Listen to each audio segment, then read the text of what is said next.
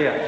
இன்னமும் இவ்வளவு பெரும் சோதனைகளுக்கு பின்னாலும் கூட ஃபர்லுகளில் கவனம் குறைகிறது. கண்ணிமிக்கவர்களே, பெருமானார் சொல்றாங்க, அலா அதுல்லுக்கும் அலா மா எம்குல்லாஹ பிஹில் ஹதாயா, சில அமல்கள் அல்லாஹ் பாவங்களை அழித்து தரஜாக்களை பதவிகளை உயர்த்துகிறான். அந்த அமல்களை சொல்லவான பெருமானார் கேட்பாங்க சஹாபாக்கள்கிட்ட. சில அமல்களை ஒரு முஸ்லிம் செய்கிற போது செய்திருக்கிற பாவங்கள் எல்லாம் அப்படியே அடியோடு அழிக்கப்பட்டு போகும், மறுமையில் பதவிகள் உயர்த்தப்படும். அந்த அமலை சொல்லவா?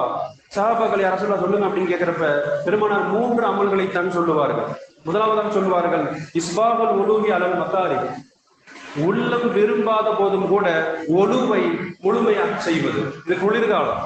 இப்ப தண்ணியை தொட்டாலும் சில பேருக்கு அலர்ஜியா இருக்கும், சளி பிடிக்கும், அங்க காய்ச்சல் வரும், அப்படி இப்படி நடக்கும். அப்ப இந்த இவ்வளவு மனம் விரும்பாத சிரம சூழ்நிலையிலும் கூட சுண்ணத்தான முறையில் ஒழுவை முழுமையாக செய்பவர். பெருமானார் சொல்றாங்க, உடல் உறுப்புகளை கழுவுகிற போது பாவங்கள் எல்லாம் தண்ணீரோடு கழுவப்பட்டு போகுமா.